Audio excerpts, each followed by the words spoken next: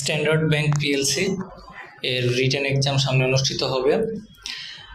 Written exam নিয়ে থাকে BIBM standard ব্যাংকের। তো আমরা আজকে গত বছরের কোশ্চেন অ্যানালাইসিস করার চেষ্টা করব এবং দেখব যে কয়টা স্টেপে কী কী টাইপের প্রশ্ন আসে, কোথা থেকে প্রশ্ন আসে, এই জিনিসগুলো সম্পর্কে আজকে জানার চেষ্টা করব। বেসিক্যালি রিটেন এক্সামটা দুইটা স্টেপে হয়, এমসিকিউ এবং রিটেন। টোটাল 80 মার্কসের এক্সাম হবে। এর মধ্যে এমসিকিউ আসবে 50 মার্কসের এবং রিটেন 30 মার্কসের। টোটাল 80 মার্কসের এক্সাম হবে।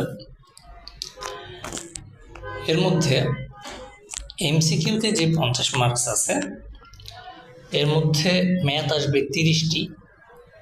সর্বাধিক সংখ্যক ম্যাথ আসে 50টার মধ্যে 30টাই কিন্তু ম্যাথ আসবে এবং প্রত্যেকটা ম্যাথের জন্য 1 মার্কস করে টোটাল 30 মার্কস থাকবে।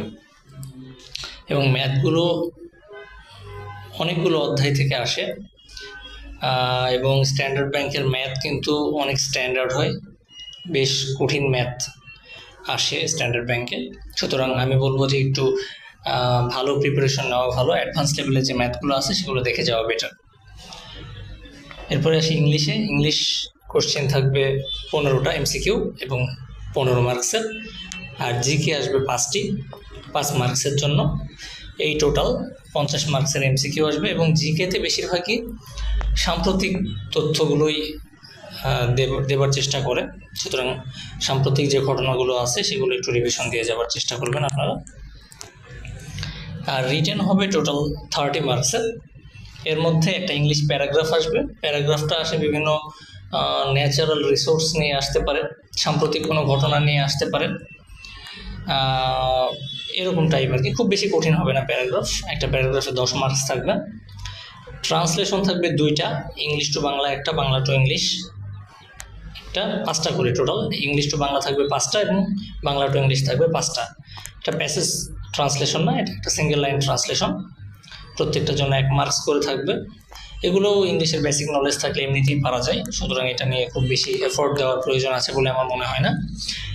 আর রিটেনে ম্যাথ থাকবে 2টা, প্রত্যেকটাতে 5 মার্ক করে, টোটাল 10 মার্কস। এই 30 মার্কসের থাকবে রিটেন। তাহলে আমরা দেখছি টোটাল 80 মার্কসের মধ্যে কিন্তু এখানে 10 মার্কস এবং এমসিকিউতে 30 মার্কস, টোটাল 40 মার্কসই কিন্তু, অর্থাৎ 50% মার্কসই কিন্তু ম্যাথ থেকে আসবে। এবং ম্যাথগুলো আমি আবারও বলছি অনেক স্ট্যান্ডার্ড হয়, বেশ অ্যাডভান্স লেভেলের ম্যাথ আসে। যাদের মোটামুটি ফ্রি হ্যান্ড রাইটিংয়ের অভ্যাস আছে তারা প্যারাগ্রাফ সেকশনটাতে একটা ভালো মার্কস তুলতে পারবেন বলে আমি মনে করি। রিটেনের যে ম্যাথ 2টা আছে, 2টা ম্যাথ খুব ভালোভাবে করার চেষ্টা করবেন। আপনি যদি এই ম্যাথের 40 মার্কসের মধ্যে একটা ভালো স্কোর করতে পারেন তাহলে আশা করি আপনি ভাইভার ডাক পাবেন। আজকে এই পর্যন্তই। ধন্যবাদ সবাইকে।